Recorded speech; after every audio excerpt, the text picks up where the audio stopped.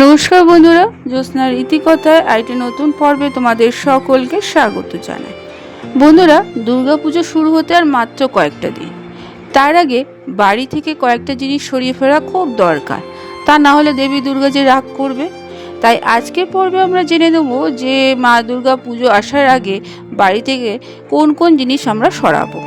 আজকের পর্বটি যদি তোমাদের ভালো লাগে তাহলে অবশ্যই লাইক করে দিও আর শেয়ার করে দিও, আর পাশে রাখা বেল আইকনটিকে প্রেস করে রেখো যাতে পরবর্তী ভিডিও নোটিফিকেশন সবার আগে তোমাদের কাছে পৌঁছে যায়। হিন্দু ক্যালেন্ডার অনুসারে আশ্বিন মাসের শুক্লপক্ষের প্রতিপদ তিথি থেকে শুরু হয়ে যায় দেবীপক্ষ।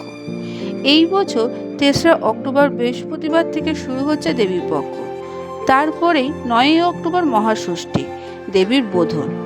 তার মধ্যে দিয়েই শুরু হয়ে যাচ্ছে দুর্গাপুজো। অবাঙালিদের ৯ দিন ধরে মা দুর্গার ৯টি রূপের পুজো করা হয়ে থাকে। মনে করা হয় এই সময় মর্তে আগমন ঘটে মা দুর্গার।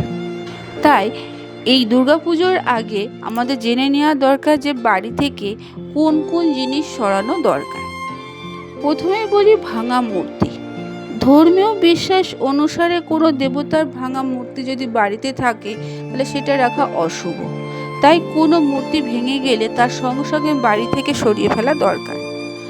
যদি তোমাদের ঘরে কোনো ভাঙা মূর্তি থাকে দুর্গাপুজোর আগে, তাহলে তা জলে ভাসিয়ে দিও।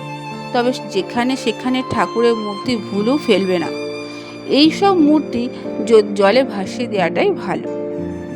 দ্বিতীয়ত, পুরনো চটি বা জুতো।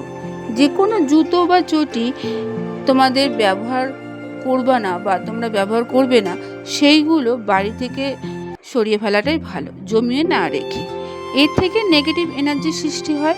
এই নেগেটিভ এনার্জি তোমাদের জীবনে দুর্ভাগ্য ডেকে আনতে পারে। তাই বাড়িতে বাতিল চটি জুতো থাকলে তা সরিয়ে ফেলো। সেগুলো অন্য কারোর ব্যবহারে উপযোগী হলে তাহলে কাউকে দান করে দিও। তারপরে বলি পেঁয়াজ রসুন। এই নবরাত্রি বা দুর্গাপুজো চলাকালীন পেঁয়াজ রসুন সহ কোনো আমিষ খাবার এড়িয়ে যাওয়াটাই বেশি ভালো।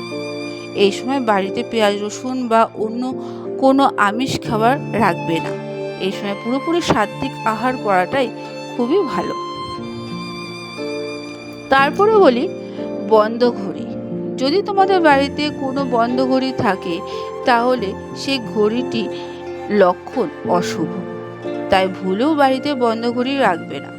দুর্গাপুজো শুরু হওয়ার আগেই বাড়ি থেকে সব বন্ধ ঘড়ি সরিয়ে ফেলো, না হলে দেবী দুর্গার রোষে তোমাদের জীবনে নানা বাধা বিপত্তি দেখা দিতে পারে। তাহলে দুর্গাপুজো শুরু হওয়ার আগে তোমরা এই কটা জিনিস অবশ্যই সরিয়ে ফেলো, দেখবে জীবনটা অনেক সহজ হয়ে যাবে। আজকের পর্বটি এখানে আমি শেষ করলাম।